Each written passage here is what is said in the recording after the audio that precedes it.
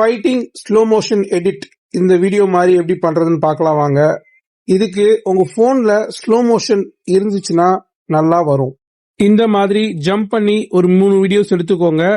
Green screen அவசியம் இல்லை, இருந்தா நல்லா இருக்கும். பட் பிளெயின் பேக்ரவுண்ட்ல எடுத்துக்கோங்க. கிக்கிங் வீடியோ வந்துட்டு நார்மல் மோட்ல எடுத்துக்கோங்க.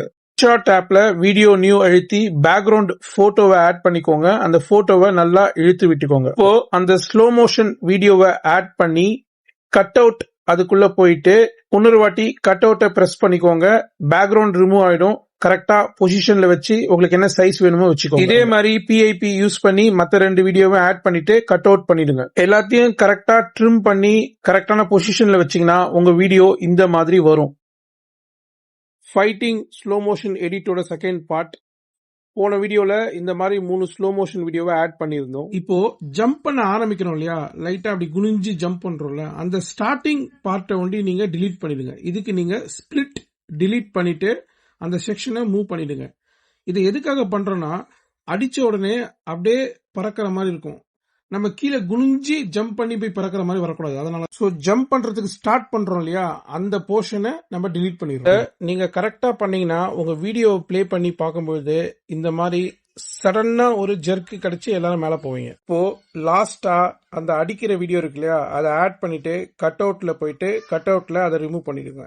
இப்ப இதுதான் சென்டர் போர்ஷன். இவர் தான் வந்து எல்லா இமேஜஸையும் அடிக்க போகுது. மேல ஒரு செக்ஷனோட ஸ்பீட் அப்புறம் கீ ஃப்ரேம் வந்து நம்ம சேஞ்ச் பண்ணுவோம். ஃபர்ஸ்ட் வந்து அந்த சென்டர்ல இருக்கிற இமேஜ் வந்து லெஃப்ட்ல இருக்கிற அந்த இமேஜ் தான் அடிக்கும். ஸோ பொசிஷன் கரெக்டா வச்சுக்கோங்க, சைஸ் கரெக்டா அட்ஜஸ்ட் பண்ணிக்கோங்க, ட்ரிம் கரெக்டா பண்ணிக்கோங்க. பண்ணிட்டு அந்த கால் மேல பட்ட உடனே அந்த லெஃப்ட் சைட்ல இருக்கிறவர் வந்துட்டு கொஞ்சம் கொஞ்சமா மேல போறதுக்கு நம்ம கீ ஃப்ரேம் ஆட் பண்ணணும். ஸோ ஒரு கீ ஃப்ரேமை ஆட் பண்ணிட்டு அந்த இமேஜை கொஞ்சம் கொஞ்சமா நம்ம மேல கொண்டு போயிட்டே இருக்கணும். தேவைப்பட்டா அந்த ஸ்பீடை வந்து ஸ்லோ பண்ணிக்கோங்க.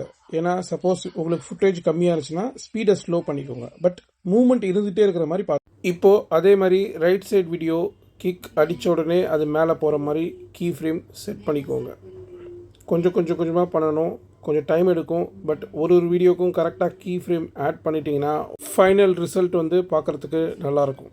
சப்போஸ் உங்களுக்கு ஃபுட்டேஜ் பத்தலைன்னா நான் ஏற்கனவே சொன்ன மாதிரி ஸ்பீடை கம்மி பண்ணிங்கன்னா உங்களுக்கு எக்ஸ்ட்ரா ஃபுட்டேஜ் கிடைச்சிடும். பின்னாடி இருக்கிற 3வது கட் அவுட்டுக்கும் அதே ப்ராசஸ் ரிப்பீட் பண்ணிடுங்க. நீங்கள் கரெக்டாக அந்த பாயிண்ட் டச் ஆன உடனே அந்த கீ ஃப்ரேம் ஸ்டார்ட் ஆகுதா அதோட செக் பண்ணிக்கோங்க. அப்புறம் உங்களுக்கு பிடிச்ச மியூசிக் ஆட் பண்ணிவிடுங்க. உங்களோட ஃபைட்டிங் வீடியோ ரெடி.